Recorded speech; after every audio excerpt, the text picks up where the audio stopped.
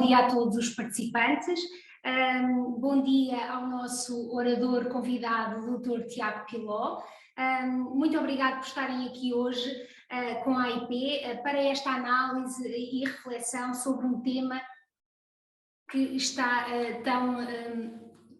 tão na ordem do dia, muito fruto também da situação pandémica que o mundo está a atravessar, que é o teletrabalho. O teletrabalho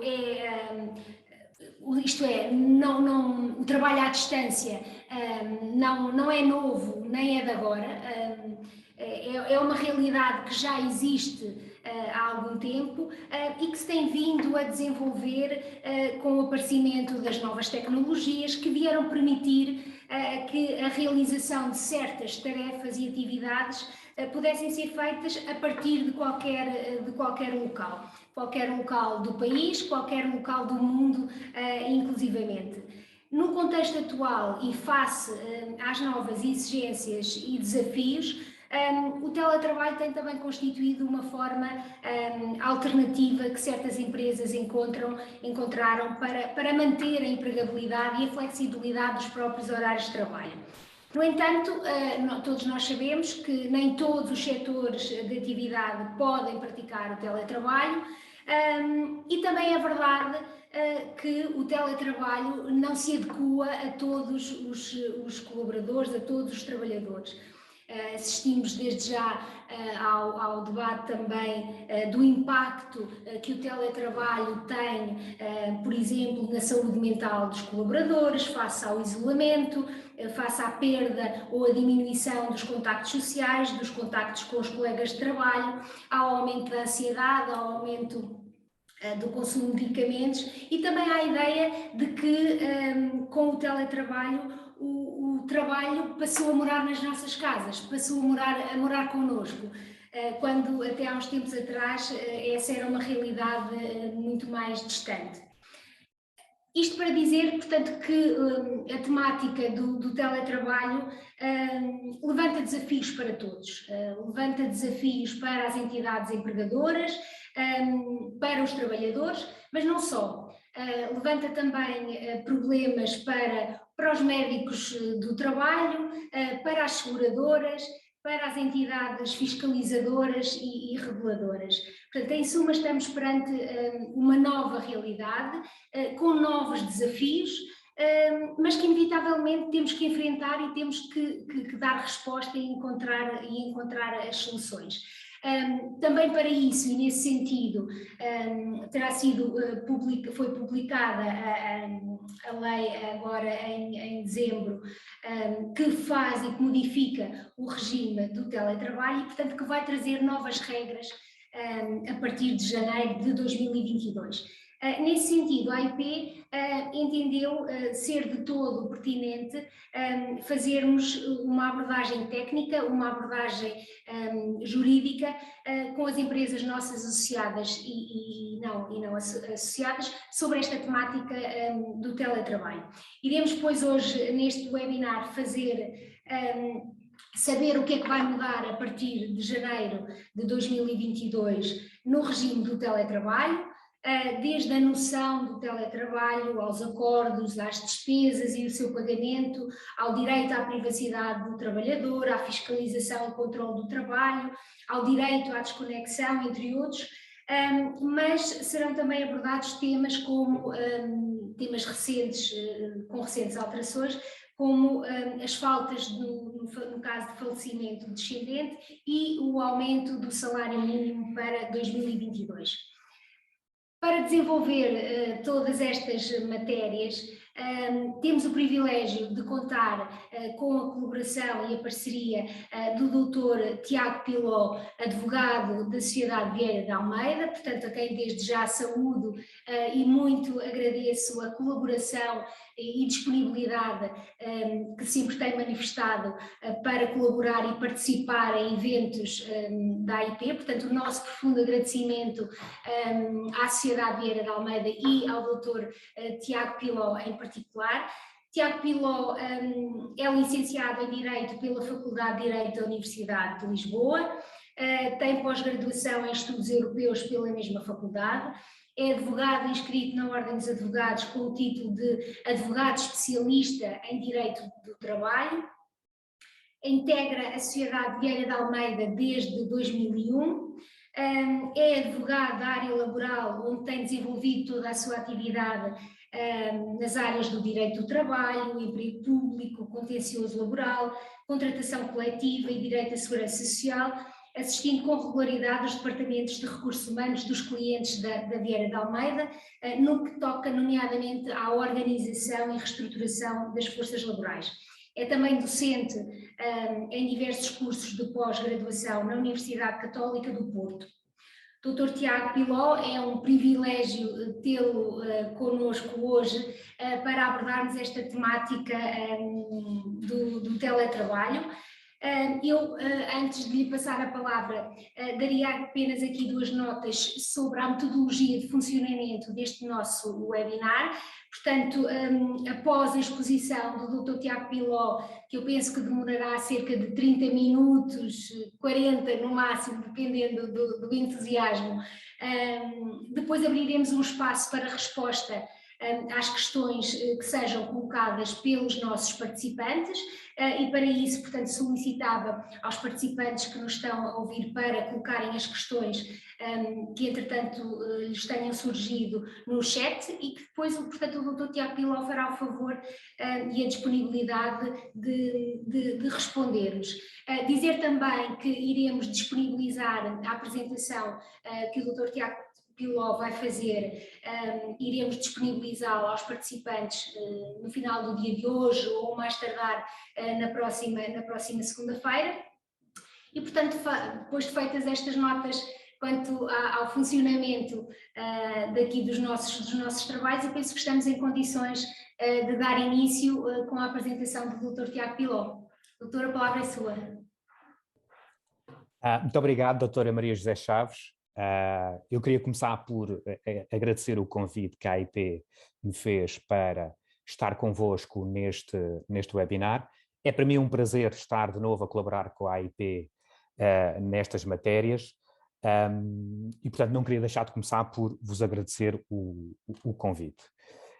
Queria também agradecer a participação e os contributos que todos os presentes já apresentaram, nomeadamente, eu sei que ao longo do processo de inscrição foram sendo colocadas algumas questões que permitirão, no fundo, dinamizar a discussão que vamos ter à volta destas temáticas, e por isso, desde já, queria também agradecer essa vossa participação e os contributos.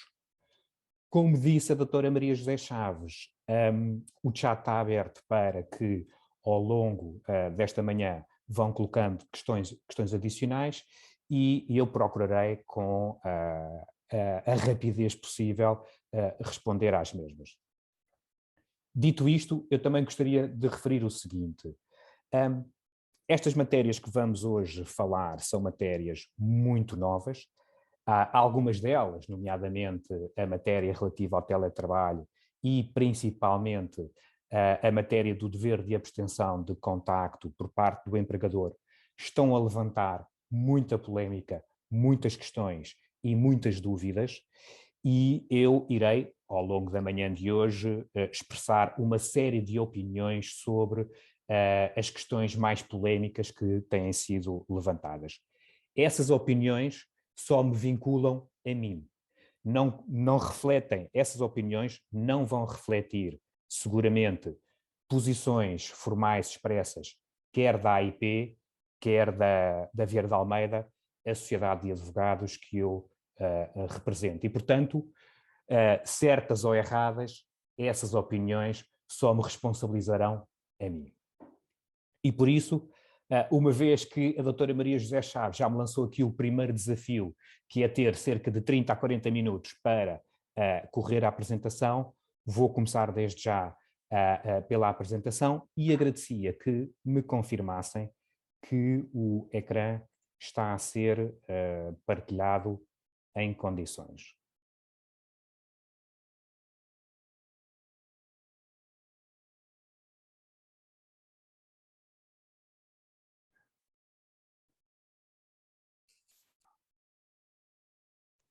Sim, estamos a ver. Sim, já estamos a ver a partilha, Dr. Tiago. Estão a ver bem? Ok, muito obrigado, Sim, doutora estamos a ver Maria bem. José. Muito obrigado, doutora Maria José Chaves. Então, o que é que temos para falar hoje? Vamos começar pela matéria do teletrabalho. Como sabem, foi recentemente publicada a Lei 83/2021, que vai entrar em vigor no dia 1 de janeiro do próximo ano. E essa é uma lei que vem alterar não só o Código do Trabalho, mas também a Lei dos Acidentes de Trabalho, uma matéria que também tem suscitado alguma celeuma quando enquadrada no regime do teletrabalho. E, portanto, essa lei vem, no fundo, regular os dois primeiros tópicos do nosso dia de hoje: o teletrabalho e o novo, vamos ver quão novo ele é, mas o novo dever de abstenção de contacto. Como seguramente saberão, ainda esta semana, o Presidente da República promulgou o diploma que alarga o período de licença por falecimento de descendente e, portanto, esse diploma irá ser muito rapidamente publicado no Diário da República e, de acordo com o texto que foi enviado para publicação, esse diploma irá entrar em vigor no dia seguinte ao da sua publicação. E depois, para terminar, vamos também falar algo brevemente sobre as matérias do salário mínimo nacional e do apoio extraordinário às famílias naquela semana tampão que, como sabem, vai ocorrer no início de janeiro. Começando então pela matéria do teletrabalho. A primeira grande alteração que foi introduzida pela Lei 83/2021 tem a ver com a própria noção do teletrabalho. E isto porquê? Porque agora, com esta nova lei, vem considerar-se que é teletrabalho a prestação de trabalho em regime de subordinação jurídica do trabalhador a um empregador em local não determinado pelo empregador e através do recurso a tecnologias de informação e de comunicação. E para mim, esta noção de teletrabalho traz desde logo duas novidades que são relevantes. Em primeiro lugar, veio dizer-se que constitui teletrabalho a prestação de trabalho em local não determinado pelo empregador. E este segmento é inovador, porque ao abrigo da versão que ainda hoje está em vigor no Código do Trabalho, mas que vai ser alterada agora a partir de 1 de janeiro, aquilo que se diz que constitui a teletrabalho é a prestação de trabalho que é feita fora das instalações da empresa. E, portanto, esta alteração é relevante. Porquê? É relevante porque, ao abrigo, vamos dizer agora, da atual e que vai ser a anterior noção de teletrabalho, situações que são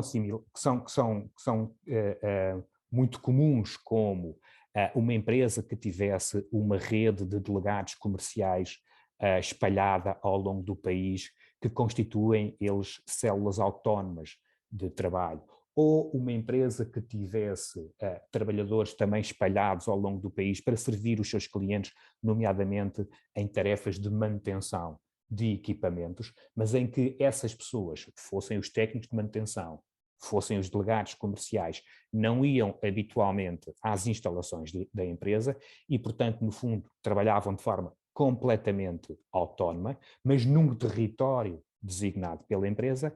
Estas situações podiam, ao abrigo da atual noção de teletrabalho, ser configuradas como teletrabalho.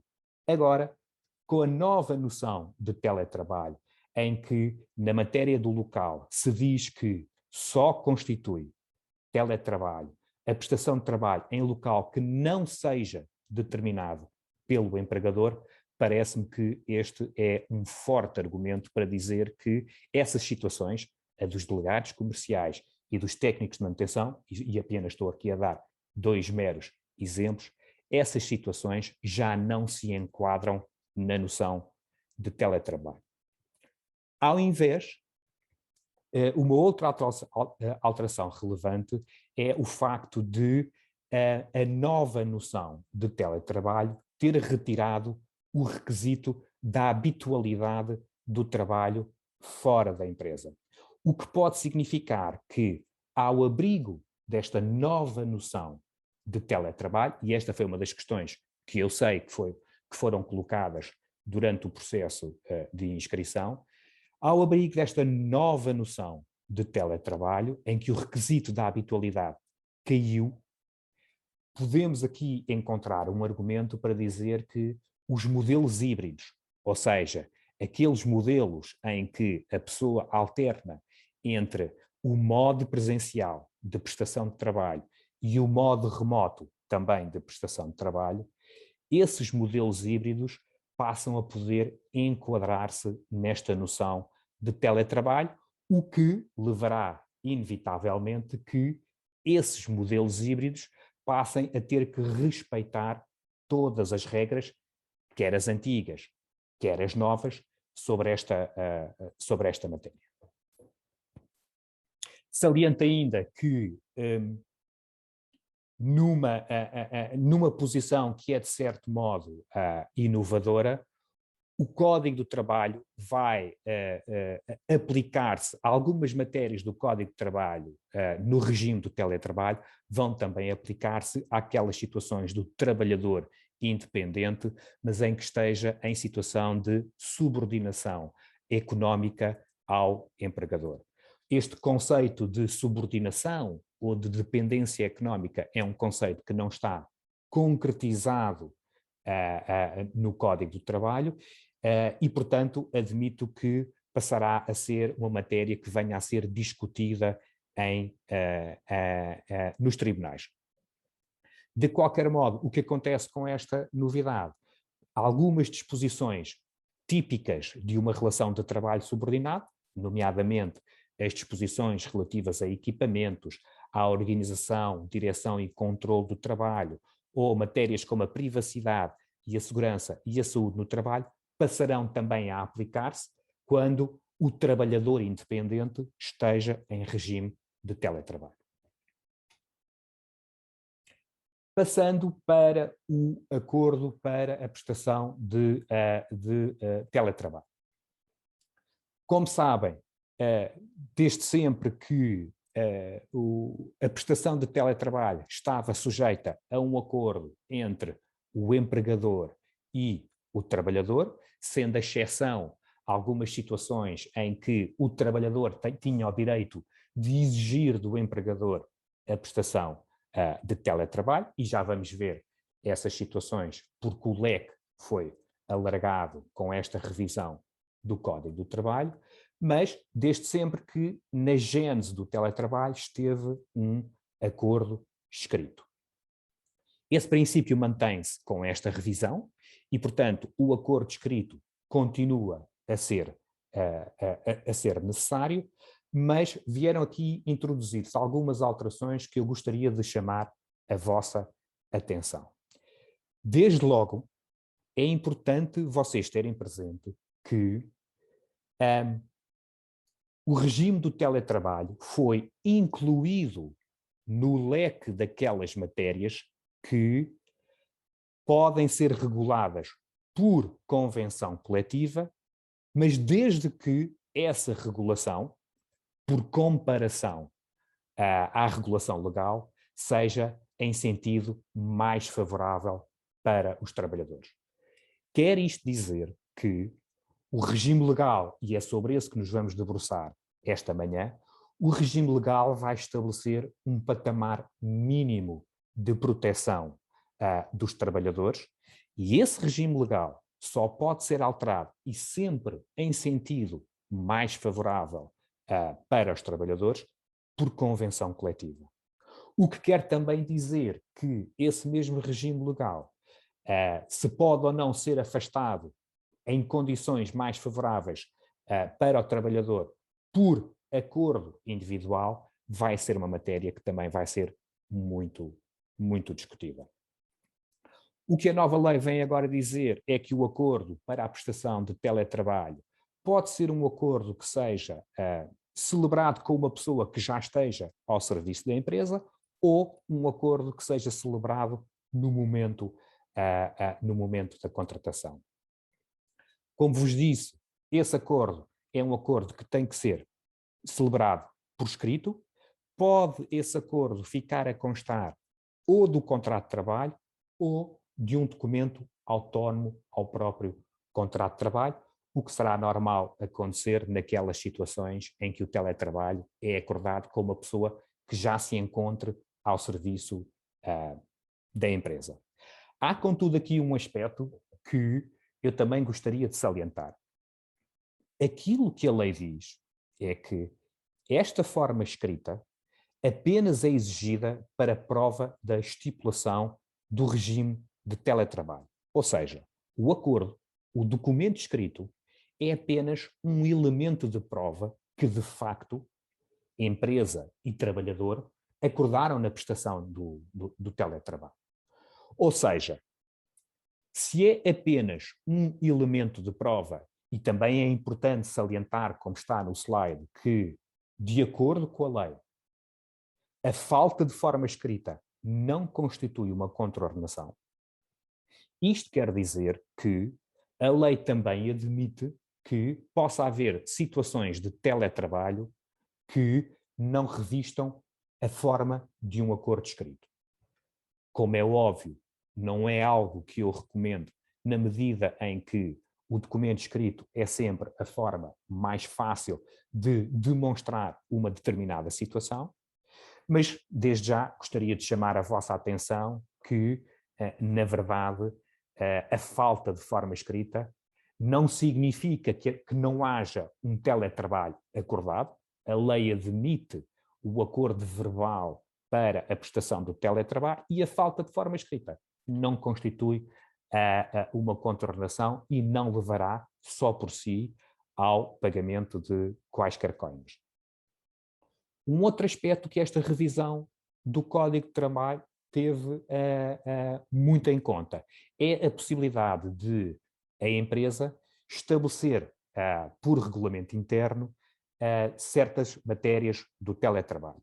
E este aspecto pode ser algo que poderá fazer sentido as organizações ponderarem na medida em que, se tivermos o grosso das matérias reguladas por regulamento interno, e o regulamento interno é algo que tem que ser disponibilizado aos trabalhadores, é algo que tem que ser divulgado no seio da empresa, mas abrindo a lei a possibilidade de o empregador regular certas matérias em sede de regulamento interno, depois o tal acordo escrito poderá revelar-se, poderá representar algo como que um acordo de adesão a esse regulamento interno e, portanto, termos aqui uma forma de formalizar o acordo de teletrabalho de uma maneira mais ágil.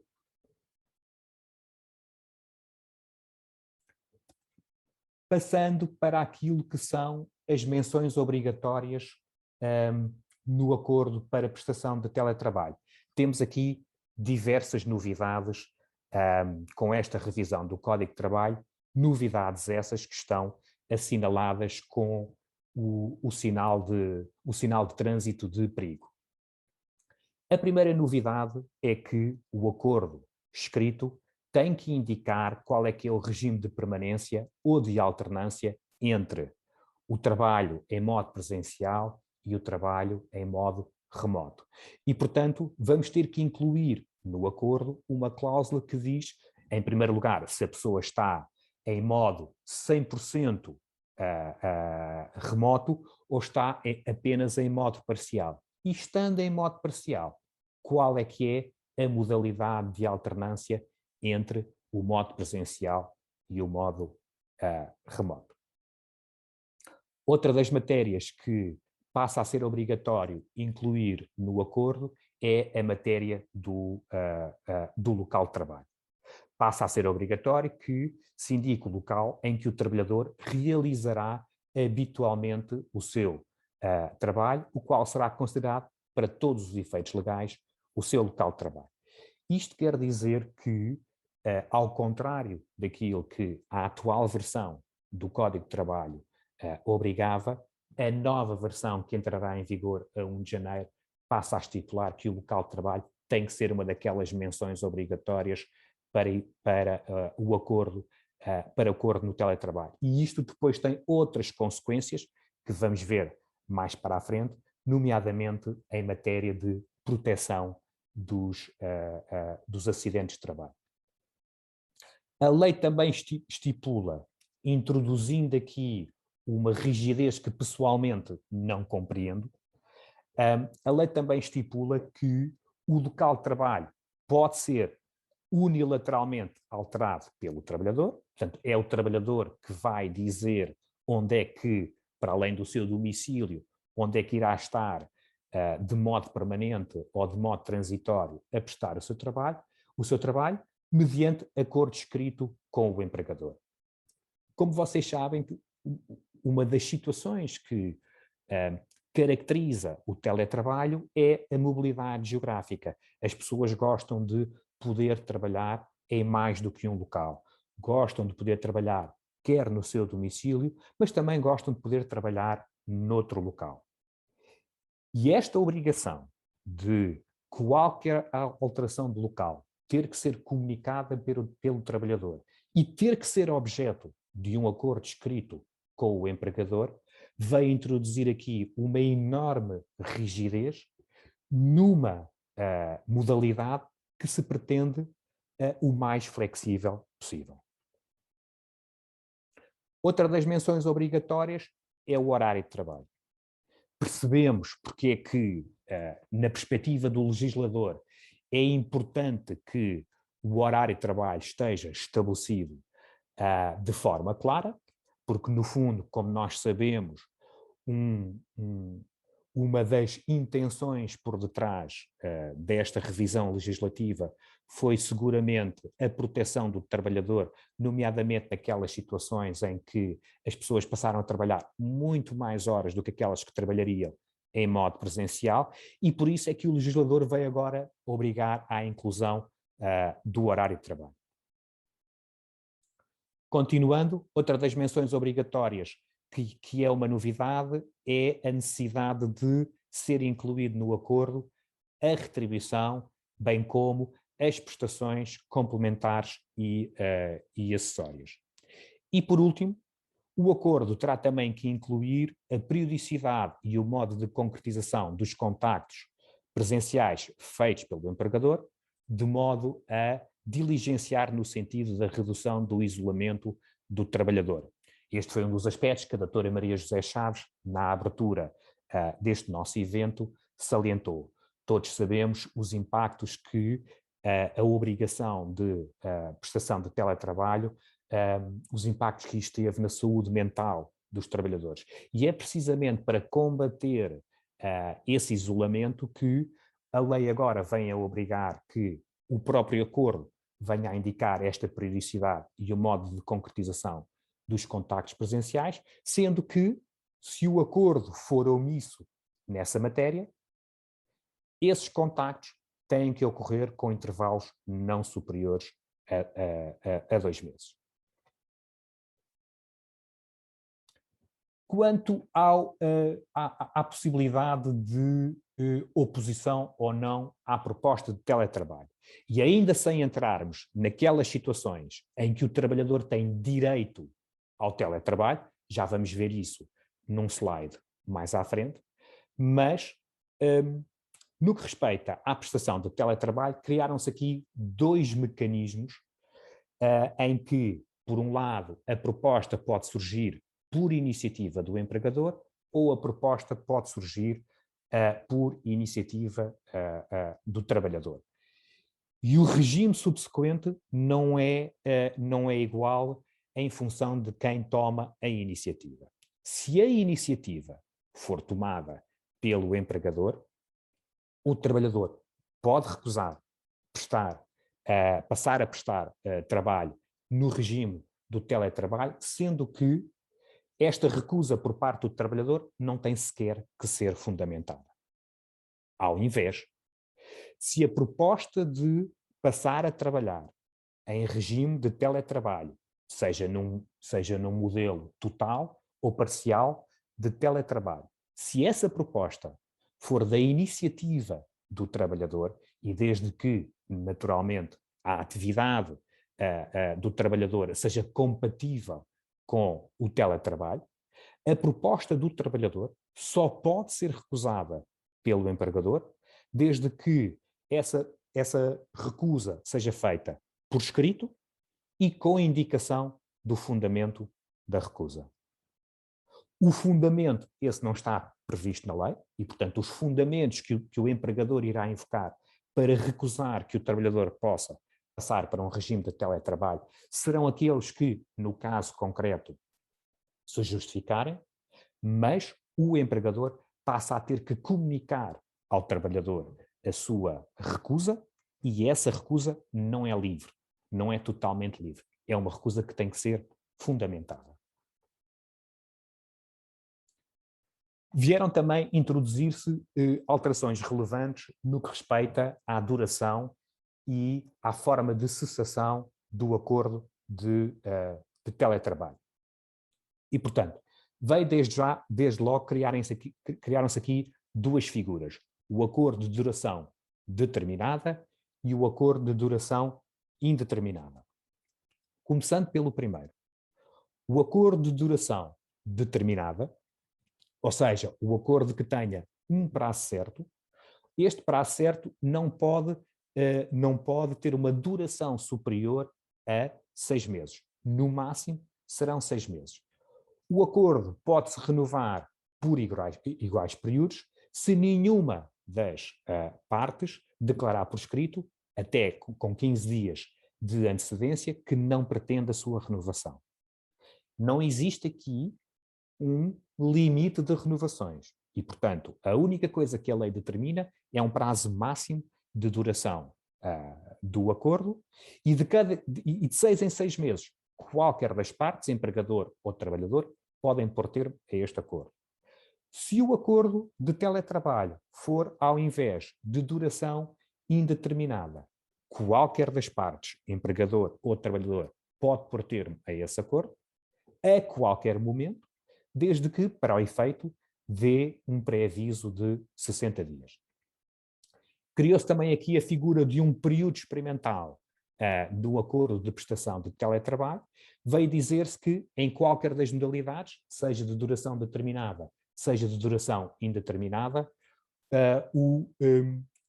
qualquer das partes, o empregador ou o trabalhador, podem, nos primeiros 30 dias, depois de experimentarem o acordo de teletrabalho, podem, nos primeiros 30 dias, pôr-lhe termo, não sendo necessário que haja aqui uma qualquer justificação.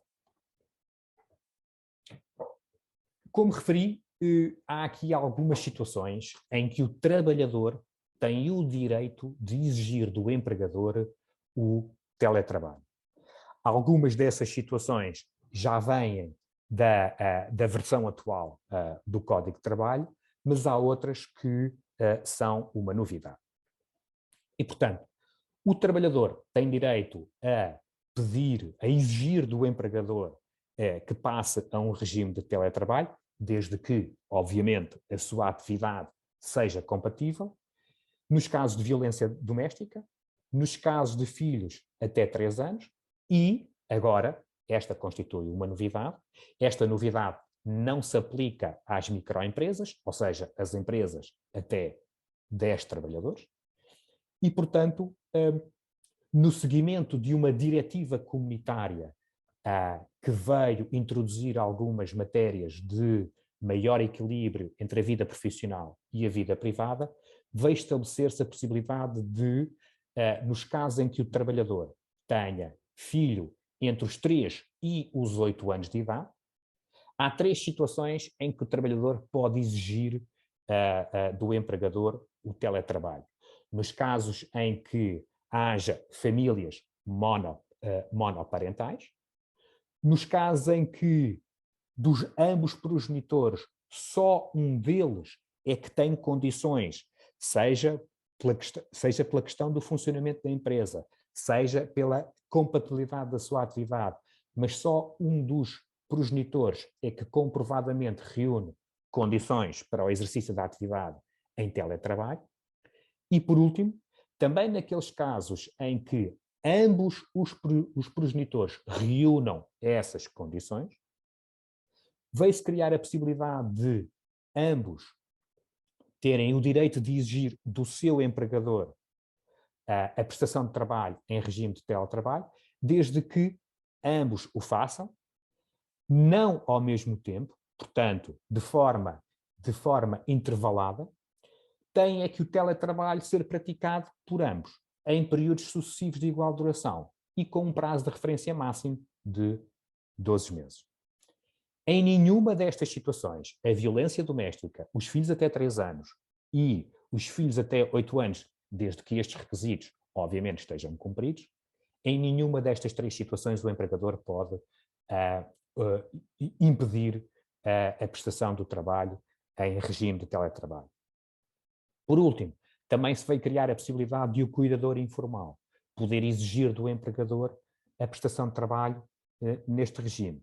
Mas aqui já se abriu a possibilidade de oposição por parte do empregador, desde que essa oposição seja fundamentada em exigências imperiosas do funcionamento da empresa e caso haja uma oposição por parte do empregador do pedido para prestar trabalho neste regime. Então, há todo um mecanismo que envolve a CIT e, por último, os tribunais para, no fundo, se resolver a situação em definitivo.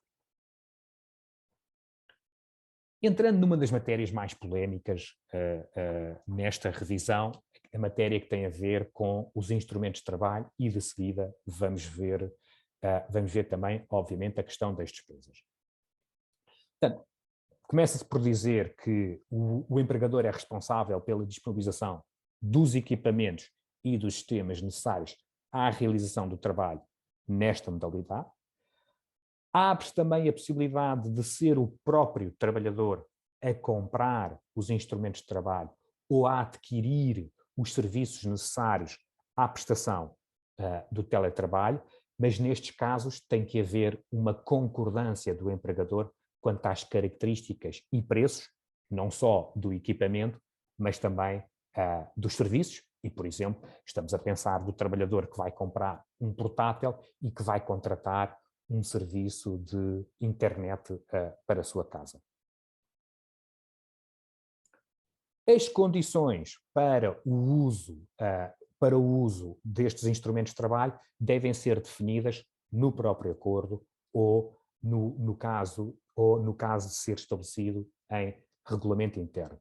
Este aspecto é importante porque uma das matérias que deve ser regulada nesse acordo ou no regulamento interno é até que ponto é que os trabalhadores poderão, na sua vida privada, utilizar estes instrumentos ou utilizar estes serviços também para a sua vida privada. Quanto às despesas.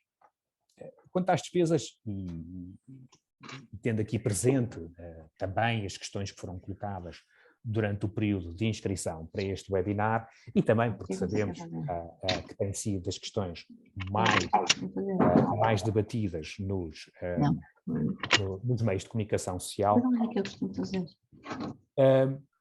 Esta revisão do Código de Trabalho veio estabelecer a obrigação de que o empregador deverá compensar o trabalhador de forma integral pelas despesas adicionais que suporte, não só com a aquisição dos instrumentos de trabalho e dos serviços que sejam necessários para o teletrabalho, mas também com os acréscimos dos custos de energia e de rede instalada no local de trabalho.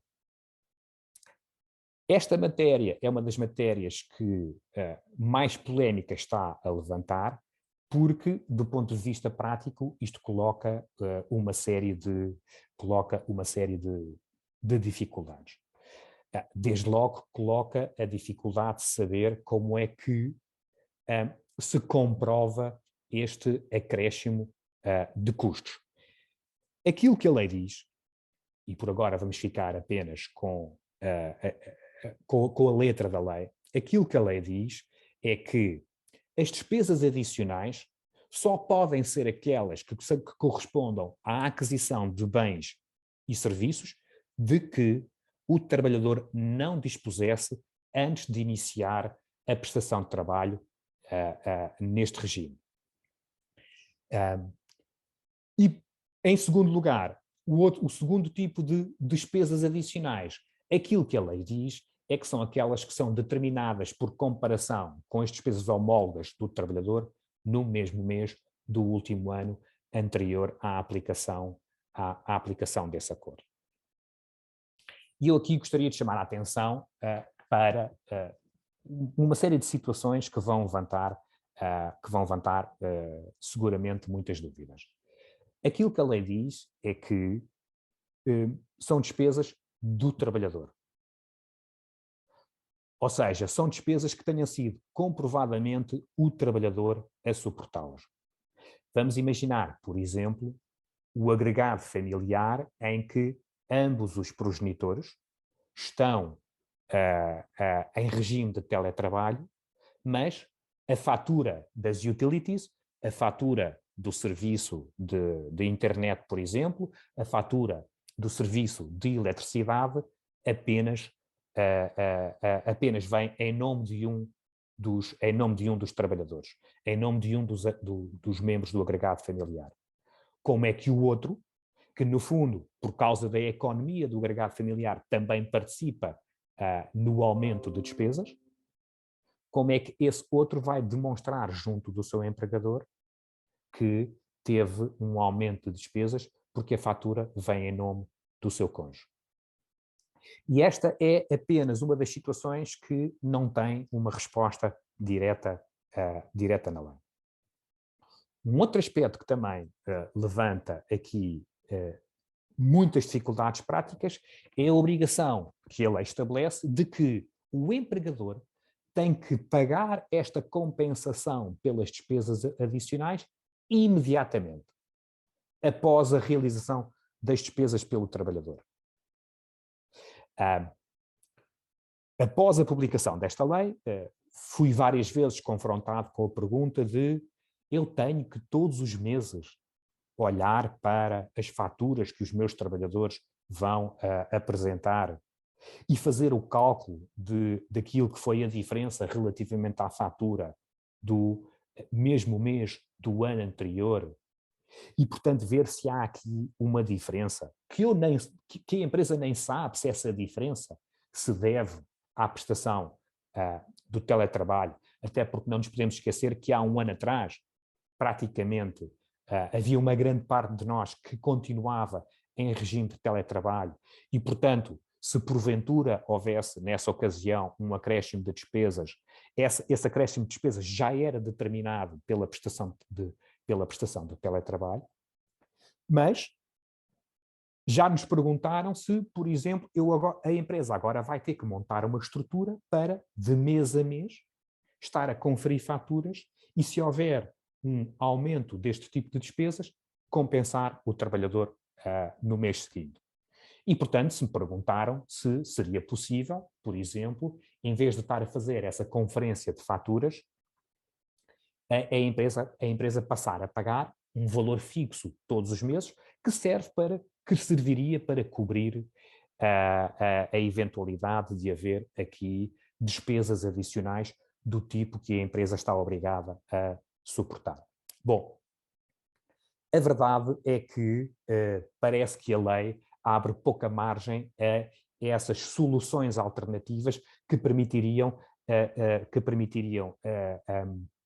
simplificar o processo de verificação das despesas, porque de facto aquilo que a lei vem dizer é que o pagamento da compensação tem que ser feito imediatamente após a realização das despesas pelo trabalhador, sendo que esta compensação vem agora a lei esclarecer que esta compensação, para efeitos fiscais, é considerada como custo para o empregador e não é qualificada como rendimento por parte do trabalhador.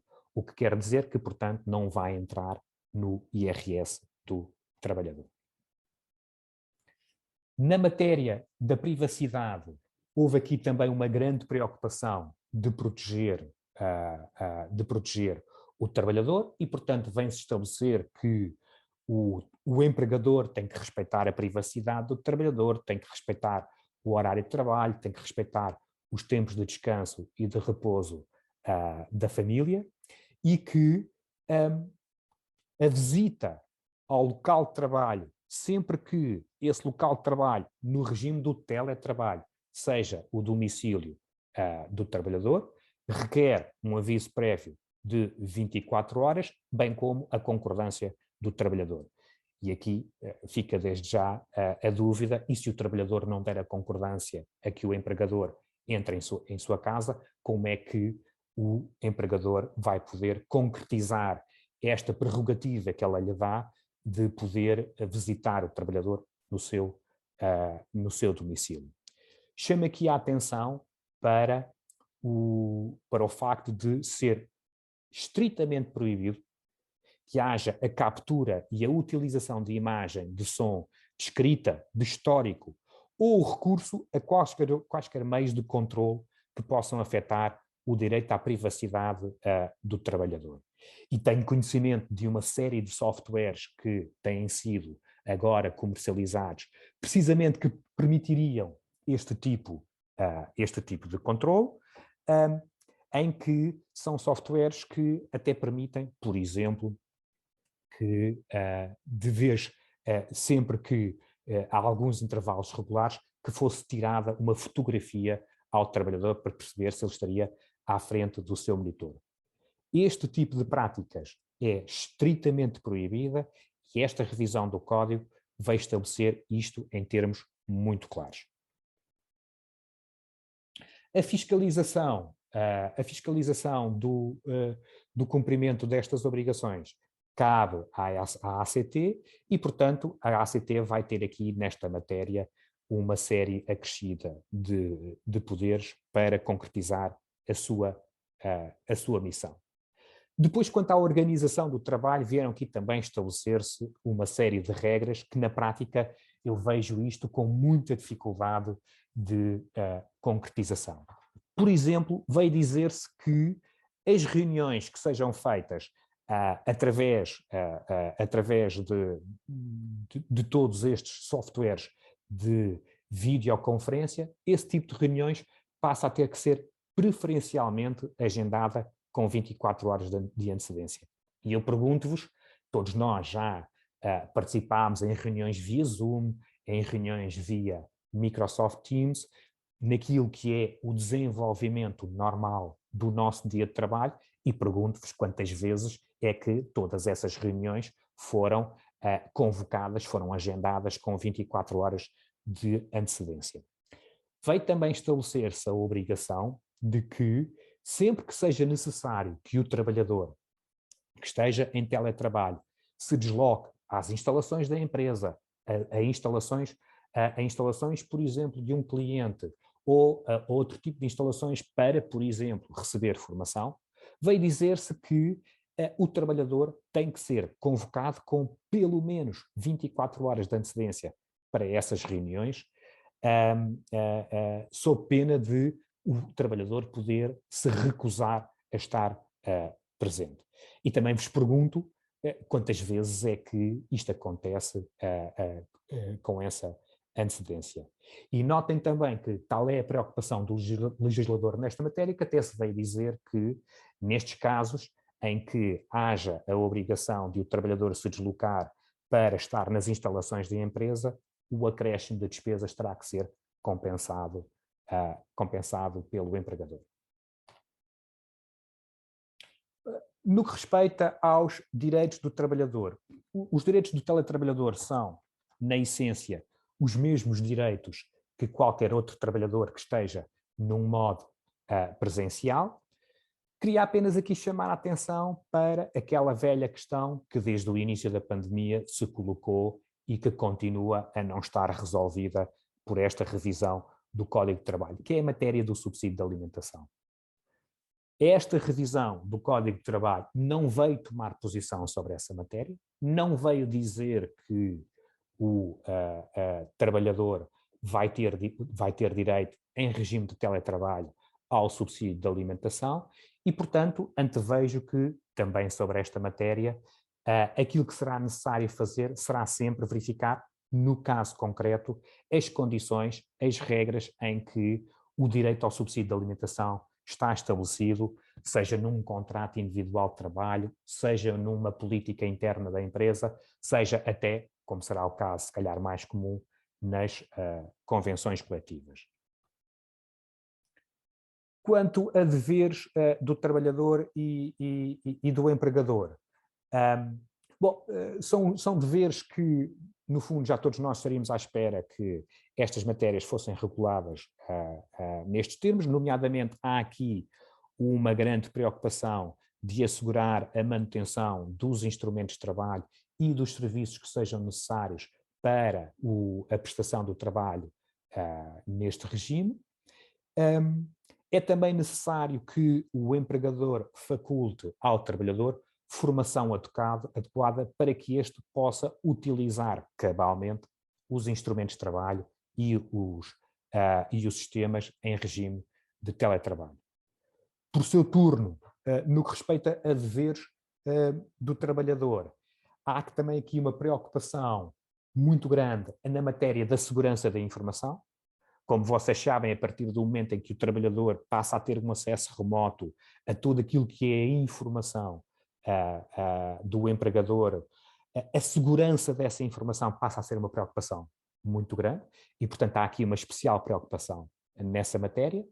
Saber se o trabalhador pode ou não usar para fins pessoais os instrumentos e os serviços é algo que, como vos referi, também é objeto de uma preocupação especial, e também a matéria da segurança e do saúde no trabalho, e nesta matéria há deveres especiais do trabalhador, na medida em que o empregador, num regime de teletrabalho, tem que ter as condições para cumprir as suas obrigações em matéria de saúde e segurança no trabalho. E por isso é que se veio dizer que o trabalhador está especialmente obrigado a estar presente nos exames que sejam marcados pela medicina no trabalho. O trabalhador tem que facultar o acesso ao local onde presta-se trabalho para que o técnico de segurança, higiene e saúde do trabalho possa poder confirmar que o local de trabalho cumpre as diretrizes nesta matéria, sendo que essas visitas ao local de trabalho devem ser feitas em período previamente acordado, entre as 9 e as 19 horas, dentro do horário de trabalho. E aqui, desde já, deixo uma interrogação, que é saber se, por exemplo, se essa visita ao local de trabalho tem que ocorrer entre as 9 e as 19, mas sempre dentro do horário de trabalho, pergunto-vos como é que isto vai ser possível cumprir naqueles casos em que as pessoas tenham um horário de trabalho fora do intervalo entre as 9 e as 19, como, por exemplo, poderá ocorrer no caso de trabalho por turnos ou trabalhadores que prestem a sua atividade essencialmente no período noturno. Na matéria de acidentes de trabalho, é também importante ter aqui presente que a lei dos acidentes de trabalho foi alterada para que se considere que é local de trabalho o local que seja escolhido pelo trabalhador para exercer habitualmente a sua atividade. E aqui chamo a vossa atenção que, para efeitos de acidentes de trabalho, o que é local de trabalho é o local escolhido pelo trabalhador e não o local que esteja indicado no acordo para prestação de trabalho em regime de teletrabalho. Este aspecto é importante porque sei que as seguradoras das apólices de acidentes de trabalho têm exigido aos empregadores que tenham trabalhadores neste regime que demonstrem que há um acordo para fixar aquele local como sendo o local de trabalho. E, portanto, têm exigido a forma escrita para se demonstrar que o local de trabalho é aquele em concreto, para que, no fundo, depois assumam a responsabilidade na eventualidade de um acidente de trabalho. A lei dos acidentes de trabalho não obriga a essa indicação por escrito. Vem apenas dizer que o local de trabalho é aquele que seja escolhido pelo trabalhador. Portanto, este aspecto é relevantíssimo. Em segundo lugar, veio também dizer-se que, para efeitos de acidentes de trabalho, tempo de trabalho é todo aquele em que comprovadamente o trabalhador esteja a trabalhar, esteja esse tempo de trabalho dentro do horário ou fora do horário. Avançando rapidamente, porque já não cumpri o desafio que a doutora Maria José Chaves me lançou há muito, avançando muito rapidamente aqui para outra das matérias que tem sido muito polémica, que é o dever de abstenção de o empregador de contactar o trabalhador. Bom, como vocês sabem, e isto foi evidente, por exemplo, num estudo que o Eurofound divulgou no final de 2020, com o fenómeno da pandemia e a grande utilização do teletrabalho, verificou-se aqui um aumento dos tempos de trabalho e, aliás, de acordo com este estudo que foi divulgado pelo Eurofound, mais de 30% dos trabalhadores que estavam em regime de teletrabalho vieram declarar que, em média, excediam as 48 horas de trabalho por semana neste mesmo regime. E é por isso que, ao nível de toda a Europa, tem havido aqui uma grande preocupação de tentar evitar este tipo de situações e, aliás, neste momento, há já uma iniciativa ao nível da União Europeia para que seja acordada uma diretiva que venha a regular o direito à desconexão. Enquanto isso não acontece, há também já vários Estados-membros da União Europeia, nomeadamente Espanha, Itália e França, que já introduziram nas suas leis nacionais o direito à desconexão. Portugal, parece-me a mim, infelizmente, veio aqui introduzir esta matéria, mas numa perspectiva completamente diferente. E que perspectiva é essa? É que essa perspectiva, em vez de ter sido, como é o que está a acontecer em França, Itália e em Espanha, em vez dessa perspectiva ser a de que é um direito do trabalhador o de não estar ligado fora do seu horário de trabalho, aquilo que veio a ficar consagrado nesta revisão do Código de Trabalho não é um direito do trabalhador, mas é um dever do empregador. E esse dever é um dever em que o empregador deve abster-se de contactar o trabalhador no seu período de descanso, e período de descanso é todo aquele período que não é de tempo de trabalho, não deve contactar o trabalhador no seu período de descanso, ressalvadas as situações de força maior. E a lei vai ao ponto de dizer que constitui contra a ordenação grave a violação deste dever. Como vocês sabem, a forma como o direito à desconexão passou a estar consagrado na nossa lei sobre esta veste do dever de abstenção de contacto tem levantado imensas dúvidas. Dúvidas essas que estão aqui espelhadas. O que é que se considera por contacto? Sobre quem é que... O que é que se considera por contacto? É um contacto oral? É um contacto por mensagem? É um contacto por e-mail? São todas estas formas de contacto? Quem é que está obrigado a este dever de abstenção? É só o empregador? Ou será também um colega de trabalho, ou até subordinados do próprio trabalhador? Este dever de abstenção é também importante aqui frisar, é um dever de abstenção que se aplica a toda e qualquer situação de trabalho. Este não é um dever que só se aplique aos trabalhadores que estejam em regime de teletrabalho.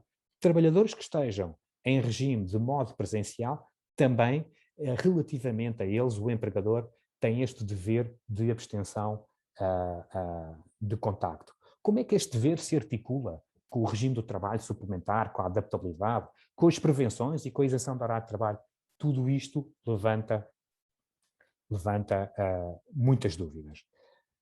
Tentando aqui encontrar uma visão mais prática, eu diria que o que está aqui é precisamente um instrumento que visa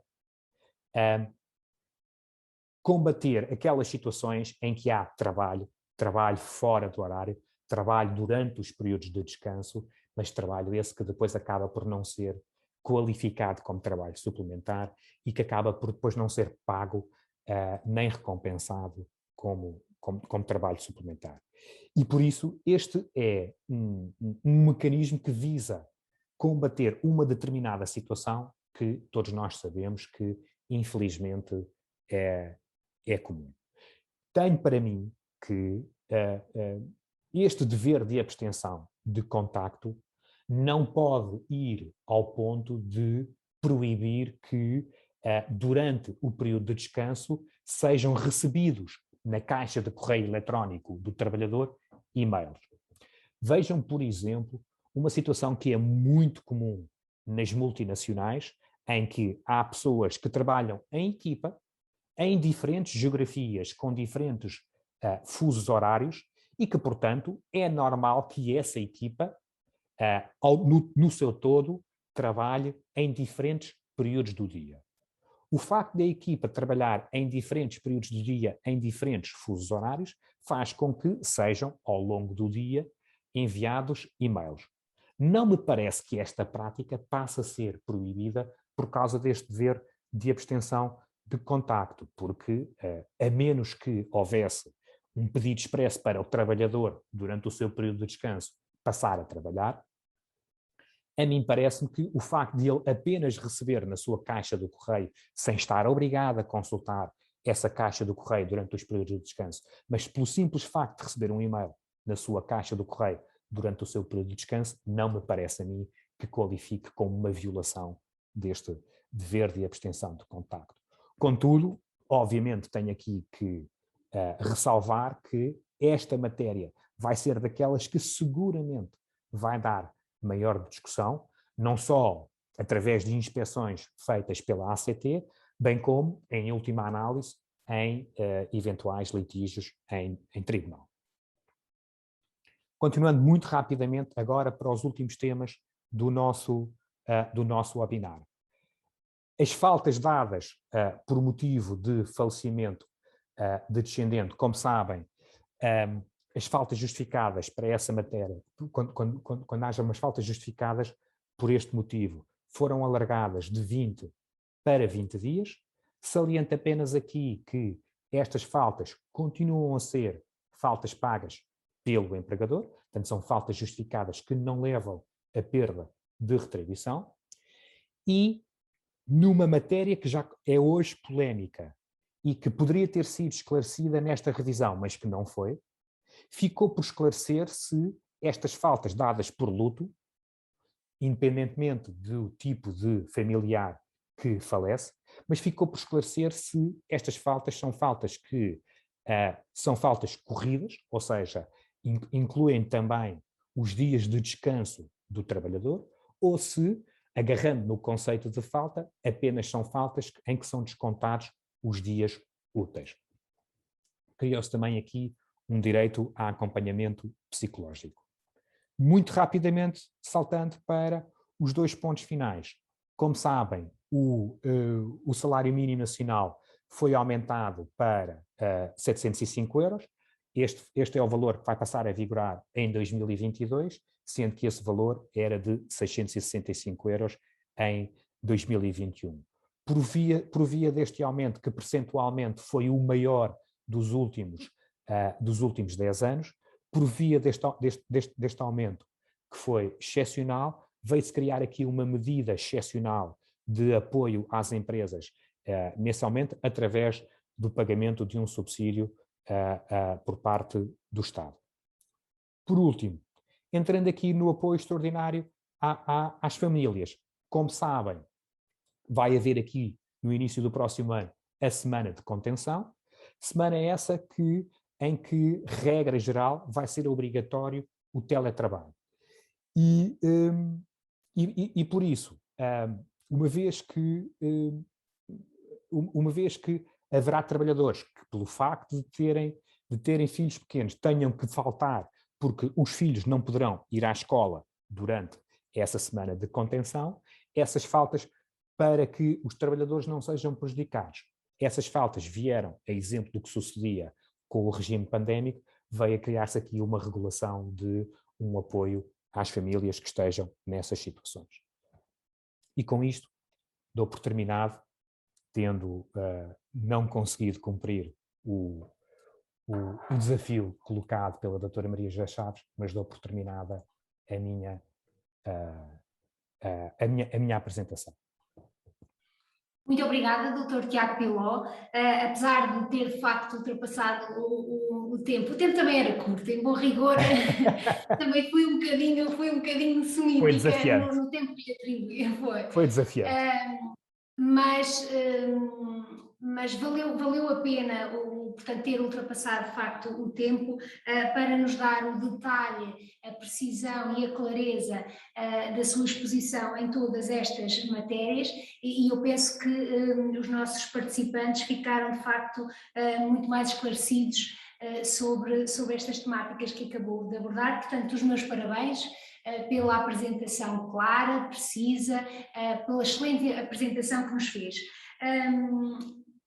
Portanto, apesar dessa clareza, há algumas questões que foram colocadas no chat. O Soutor já tinha uma listagem, como disse, de questões que tinham sido colocadas a quando das inscrições. Algumas, portanto, são repetidas, embora tenhamos aqui, eu penso que no chat teremos aqui mais uma ou duas questões que não estavam anteriormente colocadas e, portanto, o Soutor, não sei se quer começar pelas que tinham sido colocadas a quando das inscrições. Se calhar começávamos por essas. Sim, vamos começar por essas. Admito que depois algumas sejam replicadas aqui no chat, mas se calhar vamos começar por aquelas que foram colocadas durante o processo de inscrição. E eu tentei aqui agrupar, olhei para as questões todas que foram colocadas, tentei aqui agrupá-las em algumas grandes matérias e verifiquei que as preocupações são essencialmente no que respeita aos modelos híbridos, saber se eles se enquadram ou não na noção de teletrabalho, a articulação entre o teletrabalho e o direito ao teletrabalho e a parentalidade. Houve uma série de questões que foram colocadas também nessa matéria. Como é óbvio, e já estávamos à espera, a matéria das despesas e como é que as empresas vão poder cumprir de forma ágil a obrigação que passam a ter de compensação das despesas, a privacidade e depois também o dever de abstenção de contacto. E, portanto, tentando aqui agrupar desta forma as questões que foram colocadas durante o processo de inscrição, a primeira é a dos modelos híbridos. Eu tenho para mim que, não só pelaquela alteração que referi da noção de teletrabalho, mas também pelas menções obrigatórias que têm que ficar no acordo escrito para a prestação do teletrabalho, em que uma dessas menções é a necessidade de indicarmos o modo de alternância entre o modo presencial e o modo remoto de prestação do trabalho, eu tenho para mim que os modelos híbridos passam a enquadrar-se na noção de teletrabalho. De acordo com a anterior noção de teletrabalho, aquela que ainda hoje, dezembro, está em vigor, tinha as maiores dúvidas que assim fosse. Agora, com estas alterações, tenho para mim que passa a ser ao contrário, passa a ser difícil argumentar que os modelos híbridos não caiam dentro da noção de teletrabalho. E isto é, tanto quanto sei, pelo facto de já ter discutido estas matérias com diversas empresas, é uma má notícia. É uma má notícia porque aquilo que caracteriza os modelos híbridos é a flexibilidade, o facto de se dar ao trabalhador também, num ato de responsabilidade, a faculdade de poder escolher se um dia está em modo presencial e no dia seguinte está em modo remoto, se de manhã está em modo presencial, se à tarde está em modo remoto. E, portanto, aquilo que caracteriza os modelos híbridos que as empresas gostariam de pôr em prática é a flexibilidade. Flexibilidade essa que passa a ser muito difícil com o facto de os modelos híbridos estarem enquadrados nesta noção. Portanto, claramente que é aqui uma má notícia, na medida em que me parece que os modelos híbridos passam a integrar esta noção. Como referi, e este aspecto eu gostaria que ficasse perfeitamente claro, não aconselho nenhuma organização a não reduzir a escrito o acordo para teletrabalho. Apenas salientei que, de acordo com a lei,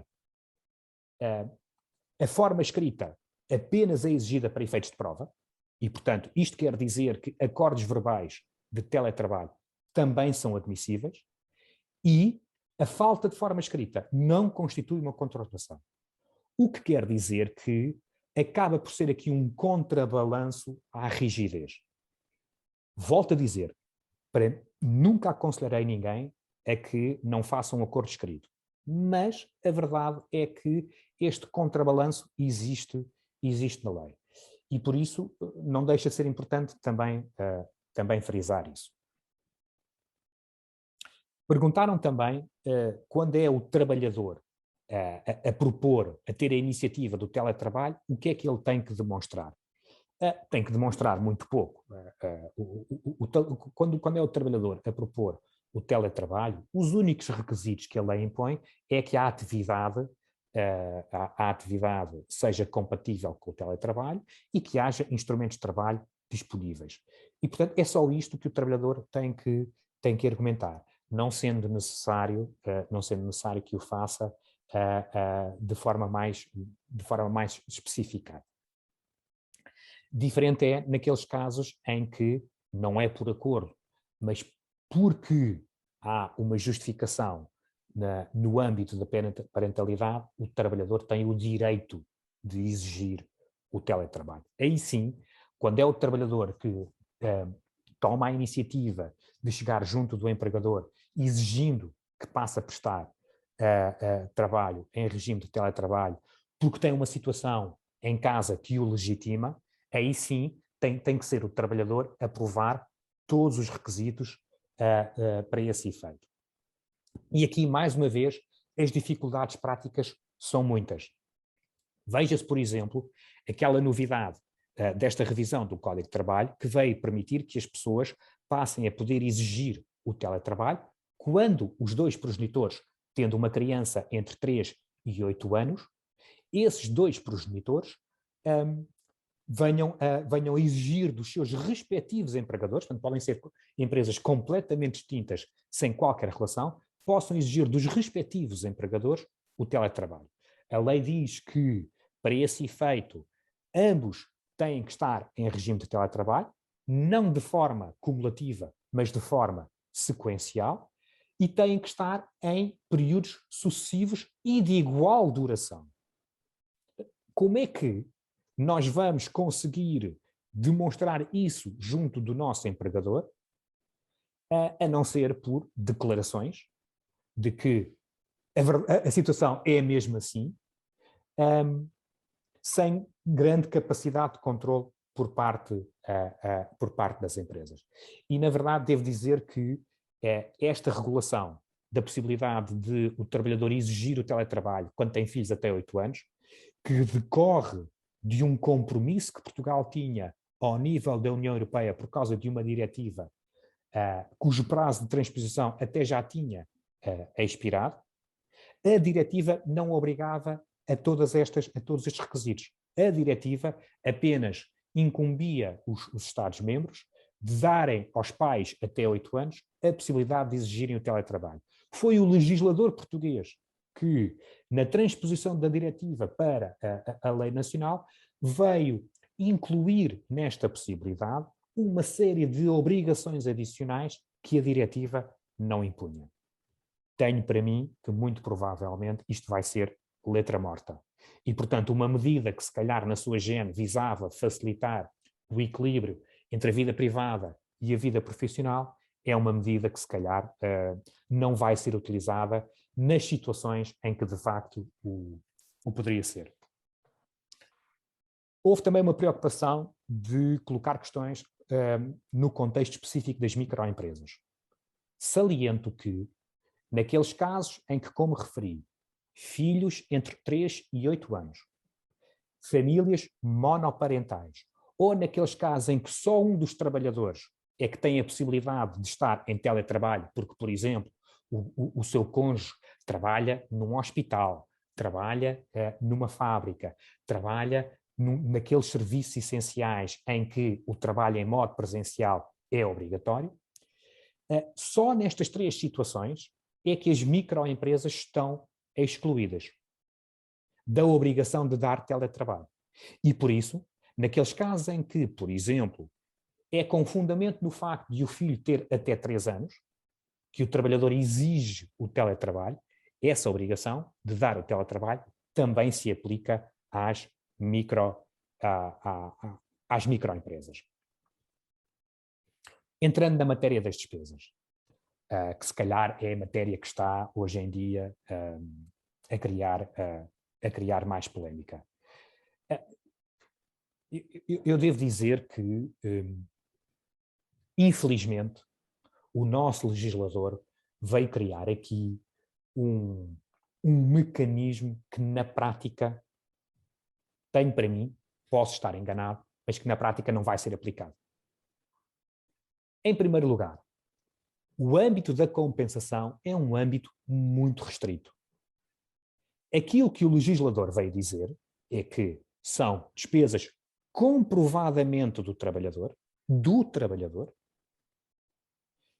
e que representem um acréscimo. Despesas de energia e despesas de comunicação, de internet. Só este tipo de despesas é que leva à obrigação de compensar se houver um adicional.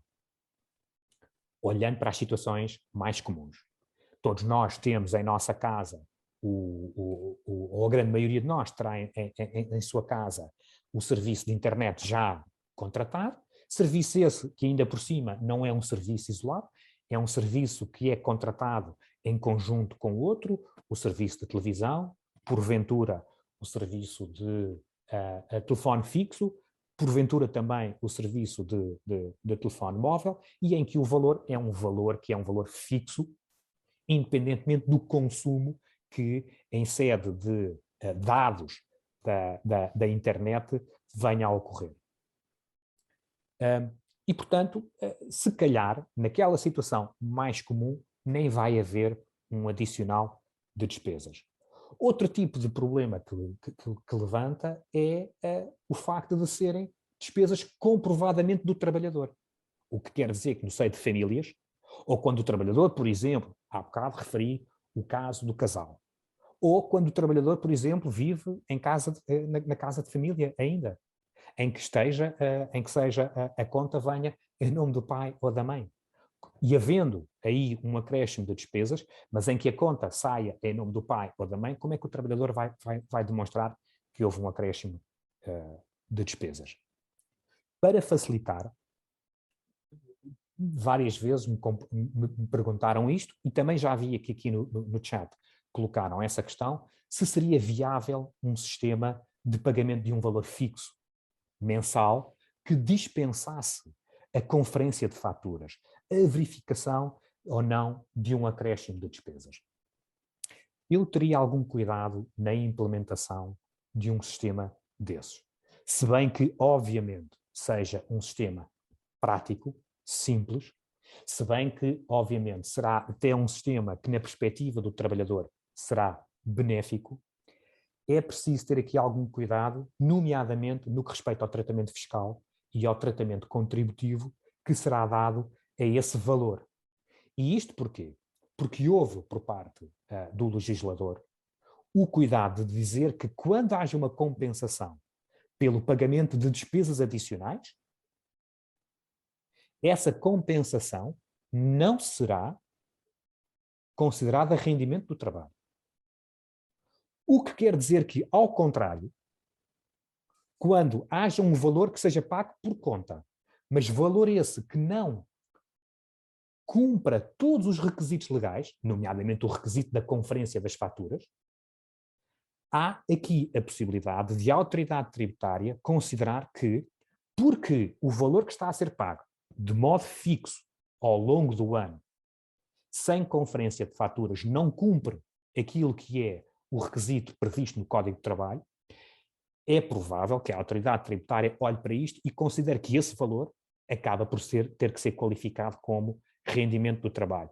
Acaba por a própria Segurança Social considerar que esse valor possa vir a integrar a base de incidência contributiva e, portanto, serem devidas contribuições para a Segurança Social sobre esse valor.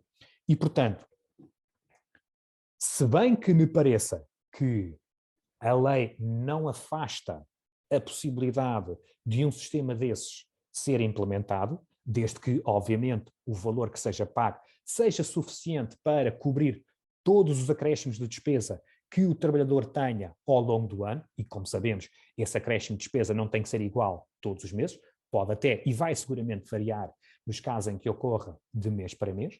Portanto, desde que o valor seja suficiente para cobrir esse acréscimo de despesas, parece-me que um sistema de pagamento de um valor fixo mensal vai cumprir a obrigação legal. Contudo, chama a atenção para o cuidado que as empresas vão ter que ter no tratamento fiscal e no tratamento contributivo, desse valor. Olhando ainda para as questões que foram colocadas durante o prazo de inscrição. Perguntaram se é lícito ao empregador contactar o trabalhador fora do horário normal de trabalho, apenas em situações excepcionais, que tipo de situações, quem afere a urgência do pedido feito ao trabalhador. Bom, esta pergunta tem a ver com o dever de abstenção de contacto, que é uma matéria que tenho a certeza absoluta que vai levantar as maiores polémicas ao longo da aplicação desta nova versão do Código de Trabalho. E como é que a ACT e os tribunais vão olhar para isto é, para mim, uma grande incógnita. Como é óbvio que o dever de abstenção de contacto nos períodos de descanso, e este aspecto é importante, porque período de descanso, de acordo com a lei, é período que não seja de tempo de trabalho, e a noção legal de tempo de trabalho não é uma noção que se limite àquilo que é o horário de trabalho.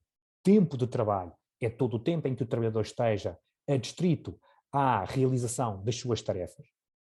E, portanto, isto engloba quer o período que esteja dentro do horário de trabalho, quer o período fora do horário, mas em que o trabalhador esteja, se calhar, no cumprimento de uma ordem do empregador a trabalhar.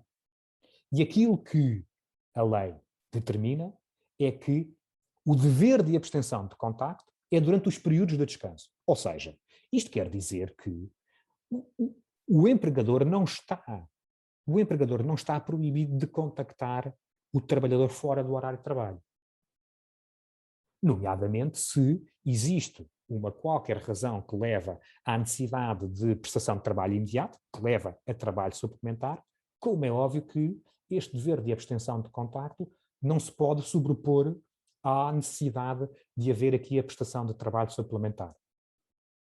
De igual modo, não me parece que este dever de abstenção de contacto acabe por rasgar todos aqueles acordos dos deveres de prevenção, dos regimes de prevenção, em que as pessoas aceitam, por acordo, que possam ser contactadas durante os seus períodos de descanso para acudir a uma qualquer necessidade urgente de trabalho. Também não me parece que o dever de abstenção de contacto venha a constituir uma limitação aos regimes de adaptabilidade, de banco de horas, se porventura ainda houver alguém que use o banco de horas, ou até de isenção de horário de trabalho. Porque todos esses regimes de adaptabilidade, de isenção de horário ou de banco de horas, são regimes que permitem uma flexibilização daquilo que é o tempo de trabalho, E como vimos, o dever de abstenção de contacto não implica uma limitação daquilo que é o tempo de trabalho. E por isso, acho que com a devida distância e posição crítica devemos olhar para este dever de abstenção de contacto. Não me parece que passe aqui a haver uma proibição absoluta de contacto das pessoas. Não me parece que haja aqui uma proibição absoluta de e-mails continuarem a ser enviados fora do horário de trabalho e, portanto, não é preciso chegar àquelas soluções extremas de desligar o servidor de correio eletrónico da empresa quando acabar o horário de trabalho.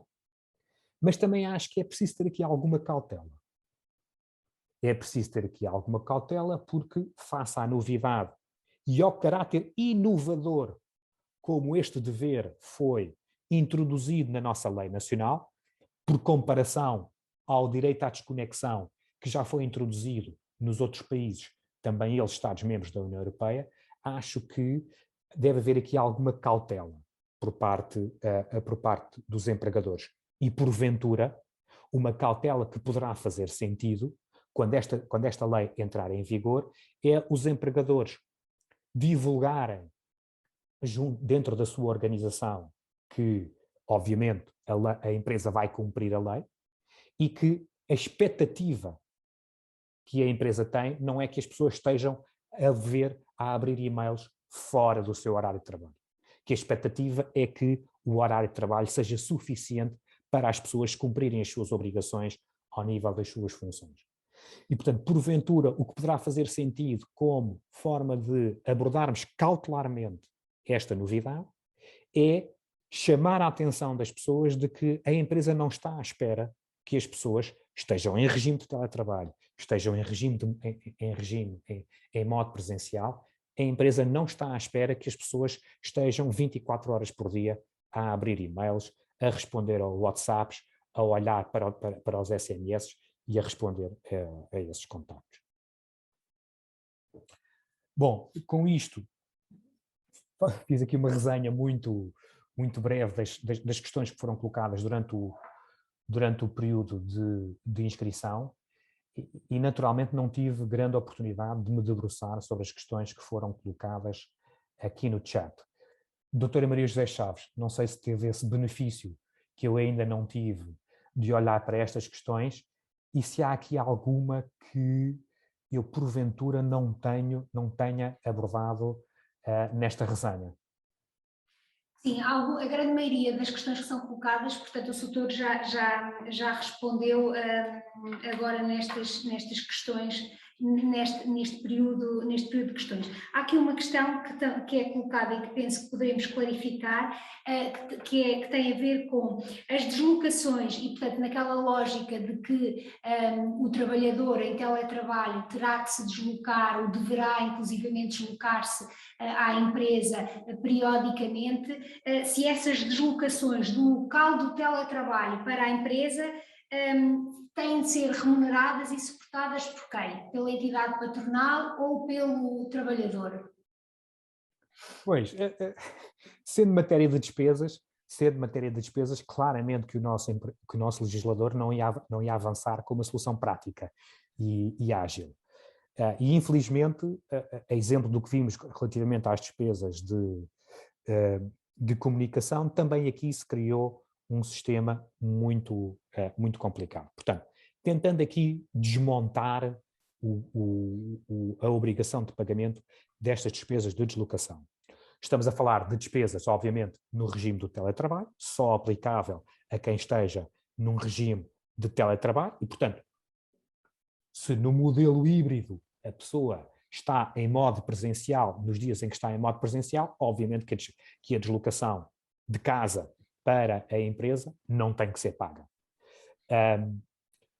Aquilo que o legislador veio dizer é que, estando a pessoa em regime de teletrabalho, e caso se verifique a necessidade de se deslocar às instalações da empresa, às instalações de um cliente, por exemplo, às instalações de uma entidade formadora para efeitos de formação, ou a qualquer outro local onde seja necessário que a pessoa tenha que tenha que se deslocar para efeitos de cumprimento das suas funções, aquilo que a lei vem dizer é que o empregador vai ter que suportar, compensar o trabalhador pelo adicional da despesa, comparando o custo dessa deslocação com o custo que a pessoa teria na deslocação casa-emprego.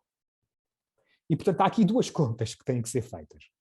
Primeiro, a conta fictícia, que é qual é que seria o custo de uma deslocação casa-emprego, e comparar-se esse custo com o custo efetivo que a pessoa teve na deslocação casa-emprego ou casa-instalações do cliente, casa-hotel, porque vai ter uma ação de formação no hotel, e fazer essa comparação das duas deslocações. E só se houver um adicional de despesa que seja suportado pelo trabalhador, só nessas ocasiões é que tem que haver o pagamento da compensação. Obviamente que o legislador não foi ao ponto de dizer que documentos é que têm que ser apresentados para comprovar esse adicional de despesas, porque esses documentos vão sempre depender, o concreto documento vai depender do caso concreto, ou seja, nós não sabemos, com o leque variado de deslocações que podem ocorrer nestes casos, é difícil para o empregador, para o legislador, estar a antecipar o tipo de documentos que seriam idóneos a aprovar esse acréscimo da despesa. E por isso, é algo que vai ter que ser encontrado no caso concreto, e admito que poderá levantar aqui alguma discussão, alguma celeuma entre empregador e trabalhador. Muito obrigada. Há aqui uma outra questão relacionada com a segurança e saúde no trabalho, portanto, dos colaboradores em teletrabalho. E a questão é obrigatório que se façam visitas ao local de trabalho do trabalhador que está em regime de teletrabalho? Qual é a lógica da situação? O que deverá ou terá de ser verificado? Bom, eu aqui, quer dizer, recorrendo àquele slide, e eu aqui, de facto, foi daquelas partes em que, já tendo a certeza de que estava muito atrasado na minha apresentação, acabei por passar um bocado à frente. Ou seja, mas o princípio é que o teletrabalhador, só pelo facto de estar em regime de teletrabalho, não pode ter uma proteção inferior àquela que tem o trabalhador em modo presencial. E, portanto, o princípio é as obrigações do empregador em matéria de segurança e saúde no trabalho são exatamente as mesmas, quer a pessoa esteja em modo presencial, quer a pessoa esteja em modo remoto. Contudo, o legislador foi sensível ao perceber que uma coisa é obrigar-se o empregador a, nas suas instalações que o empregador conhece, introduzir as medidas para que sejam necessárias para cumprir estas obrigações. Outra coisa é fazê-lo em casa do trabalhador ou em qualquer outro local onde o trabalhador queira ir prestar o teletrabalho, numa casa de férias, num hotel para onde queira ir, para um espaço de coworking que hoje em dia são muito comuns, ao ar livre ou para uma esplanada de um café. Como sabem, neste regime a pessoa pode estar em qualquer local, pode estar neste país ou pode estar em qualquer outro país, e, portanto, como é que, nestas situações, tendo-se criado um princípio igual, uma obrigação legal ao empregador, como é que o empregador consegue fazer cumprir esta sua obrigação nesta variedade de situações que pode caracterizar o teletrabalho? E aí, contrariando um bocado o princípio, mas porque me parece que o legislador, quando introduziu estas soluções, agarrou na noção clássica de teletrabalho e achou que teletrabalho era trabalho prestado em casa, o legislador veio apenas preocupar-se com a vigilância quando o teletrabalho esteja no domicílio do trabalhador. E veio criar aqui a obrigação do trabalhador de facultar o acesso ao seu domicílio, ao técnico designado pela empresa em matéria de segurança e saúde no trabalho, para que o técnico, seja, por exemplo, o médico de trabalho, seja o enfermeiro de trabalho, seja o técnico de segurança no trabalho, para que o técnico designado pelo empregador vá à casa para fazer a verificação. Sendo que só veio regular esta situação, esquecendo todas as outras, e veio dizer que essa visita só pode ocorrer entre as 9 e as 19 horas, e desde que, dentro deste período, seja o horário de trabalho do trabalhador. Ora, isto para mim, como disse há bocado, deixa de fora uma quantidade de situações que, precisamente por causa da flexibilidade que é característica do teletrabalho, não se coadunam com uma rigidez as visitas só poderem ocorrer entre as 9 e as 19 e desde que o horário de trabalho da pessoa esteja compreendido dentro deste período.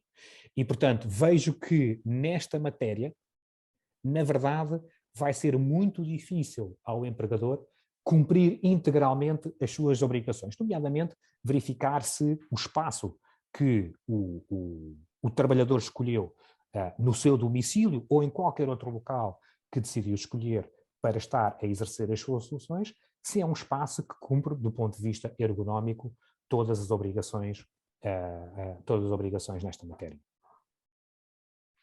Sim, doutor, eu penso que já vamos um pouco avançados na hora, mas eu tinha deixava-lhe mais uma questão que me parece que poderá ser também de outros participantes, que poderá ser uma questão comum, que é quem já tem colaboradores em teletrabalho e que tem acordos escritos, terá que reformular os acordos de trabalho já existentes para integrar agora estas alterações? Essa é daquelas perguntas que qualquer jurista preferia que não fosse colocada. Peço desculpa. de direito transitório. Até porque essa é mais uma das críticas que se faz a esta Lei 83/2021, não tem uma norma de direito transitório. E, portanto, não tendo a Lei 83/2021 uma norma de direito transitório, ou seja, que é aquela norma que nos diz como é que a lei se aplica no tempo, se aplica a acordos anteriores ou se só aplica a acordos futuros, temos que olhar para o Código Civil para encontrarmos a resposta. E nessa matéria, o que o Código Civil diz é que quando a lei nova dispõe sobre as formalidades, a lei nova só se aplica a situações futuras, não se aplicando a acordos passados. E, portanto, por força da norma que existe no Código Civil, a minha opinião é a de que, na matéria das formalidades, este aspecto é importante, na matéria das formalidades, a nova lei, a Lei 83/2021, ou antes, o Código do Trabalho, na versão em vigor a partir de 1 de janeiro do próximo ano, só se aplica a novos acordos. Na matéria das formalidades. Porque depois também sabemos que a nova versão do Código do Trabalho também dispõe sobre a substância do teletrabalho. Nomeadamente, todos estes deveres e obrigações que estivemos aqui a falar. Aí não. Quando a nova lei também regula a substância das relações jurídicas, a nova lei também se pode aplicar às relações passadas. E, portanto, esta é a minha opinião, no sentido de que a nova lei só se aplica a acordos futuros, está limitada à matéria das formalidades, dos acordos, não à matéria da substância. Porque à matéria da substância considero que o novo regime do Código de Trabalho vai se aplicar a acordos anteriores. Muito bem.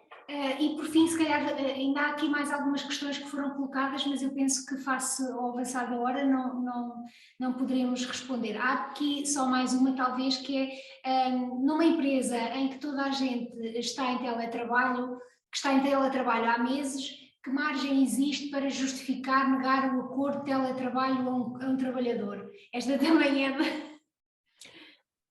Parece-me que a margem existe na medida em que o que a lei diz é que o empregador, desde que não sejam aquelas situações em que o trabalhador tem o direito a exigir o teletrabalho. Mas, portanto, fora desses casos, o que a lei diz é que o empregador pode recusar, desde que justifique por escrito a sua recusa. E, portanto, em tese, o empregador tem essa possibilidade.